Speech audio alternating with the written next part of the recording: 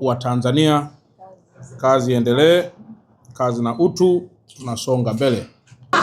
Tumsifu Yesu Kristo, na Kristo ndio tumaini letu. Ninayo furaha leo ofisini kwangu nimetembelewa na dada yangu Martha Mwaipaja, mwimbaji mashuhuri wa nyimbo za Injili Tanzania na Afrika Mashariki. Lakini pia nimetembelewa na dada yetu wa muda mrefu, dada yangu Upendo Nkone, ambaye pia ni mwimbaji mashuhuri wa muda mrefu wa nyimbo za Injili.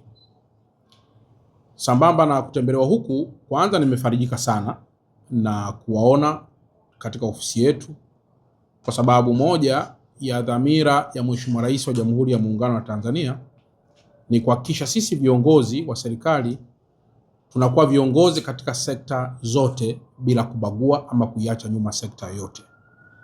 Mtafahamu kwamba dada yangu Upendo Nkone pamoja na dada yangu Martha, wote hawa wamekuwa ni watumishi wanaoinjilisha kwa kipawa kikubwa cha uimbaji ambacho Mungu mwenyewe aliwapa.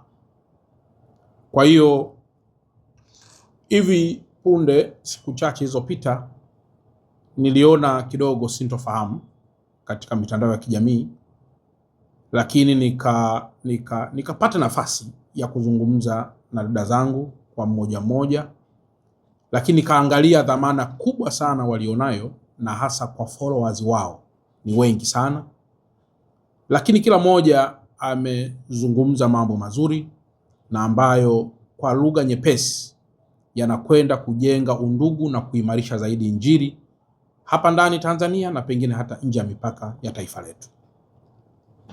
Jambo la kwanza ambalo ningetamani sana pia kulizungumzia ni kwamba mahali popote kunapokuwa kuna kipaji kikubwa sana ambacho Mungu amekiweka ndani ya mtu, mahali hapo huwa shetani hakai mbali.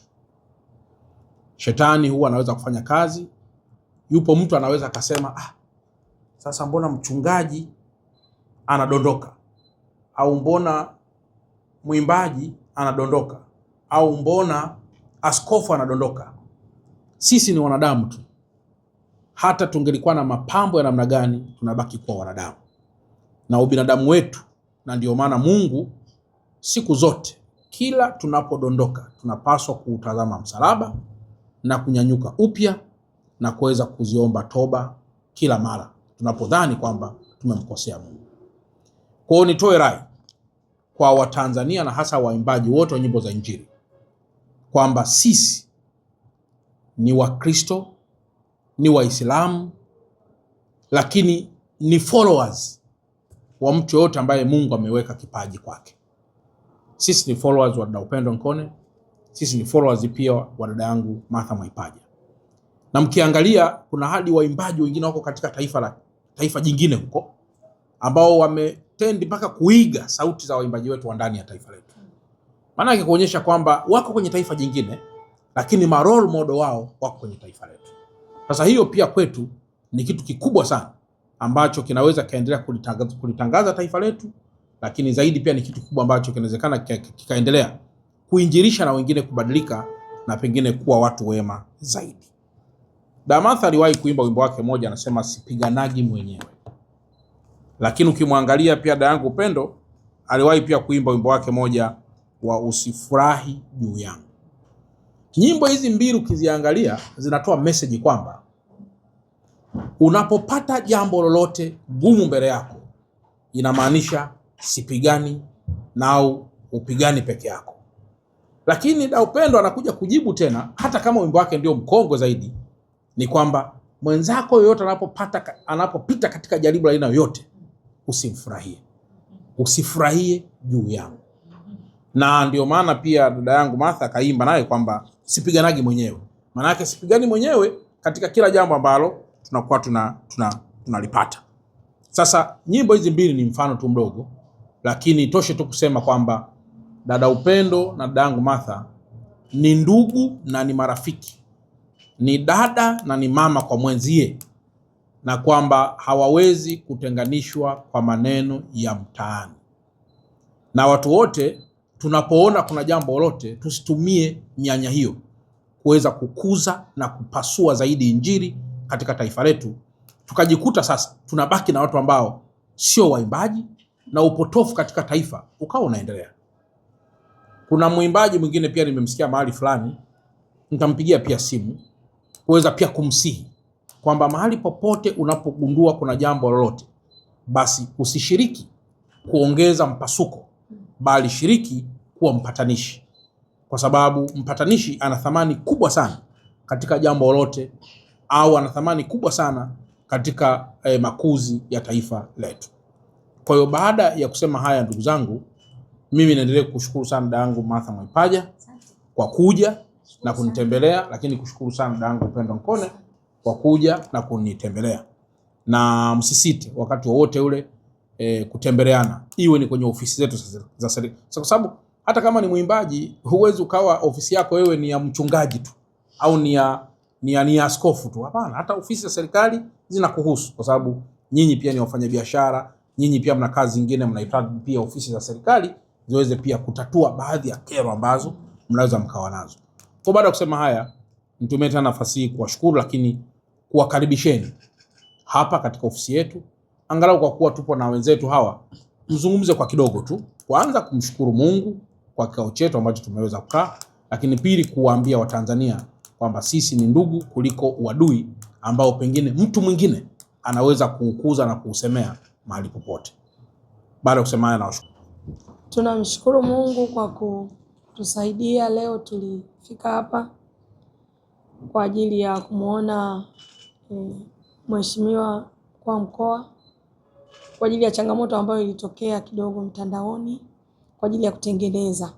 Tunashukuru Mungu kwa ajili ya uongozi ambao uko makini na wametusaidia, wametusikiliza, wametusaidia. Mimi nipende kuwashukuru sana, lakini nimshukuru sana Martha Mwaipaja kwa kunisamehe, kwa sababu nilimwomba msamaha na amenisamehe, na mimi nashukuru sana. Lakini pia na mimi nimemsamehe katika yale ambayo yalitokea, na pia tunaomba jamii tuliowakwaza mtusamehe, kanisa la Mungu, watumishi wa Mungu, viongozi wa ngazi zote, tunaomba mtusamehe tulipowakwaza, tulipoaibisha jina la Bwana. Magombano ni kazi za shetani, na sasa amani ya Mungu itawale. Asanteni sana. Mimi pia nashukuru sana mheshimiwa, umekuwa baraka sana kwa sababu ya hii kitu imetokea, hili jambo limetokea. Niseme ukweli kabisa, wewe ni baraka sana. Wewe ndo mtu pekee ambaye kwa kweli, kwa ile kweli kutoka moyoni umesababisha kwa sehemu kubwa imekuwa hivi iko. Sina mengi zaidi ya kusema, lakini nasema mama yangu Nkone, Upendo Nkone, wewe ni baraka. Wewe ni lango. Naheshimu sana mafuta yako, naheshimu huduma yako sana. Katika udhaifu wote tunakuwa nao wanadamu, kutokea leo nitajilinda zaidi, nitajichunga zaidi.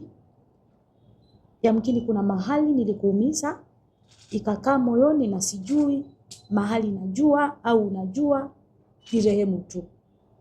Nisamehe kabisa, na mimi yamekwisha. Yamekwisha, na Yesu pia atusamehe. Kwa sababu kuna mahali tunaumiza Mungu, tunaumiza moyo wa Mungu mwenyewe. Mungu ametuamini, ametupa hii kazi kwa ajili ya kusema na watu. Kwa hiyo mahali nimekosea, tusamehe. Watu wa Mungu, turehemu tu, bado tuko wanadamu, kuna mambo tutakosea. Ila Mungu awabariki sana. Asante. Ule wimbo Upendo Nkone na upenda ule unaitwa? Napenda nyimbo nyingi. Kuna nyimbo nilikuwa napenda zote, usifurahi juu yangu, lakini ule nilikuwa napenda kabla hata sijaanza kuimba. Unasema hapa nilipo ni kwa neema yako tu nimefika. Hivyo tu.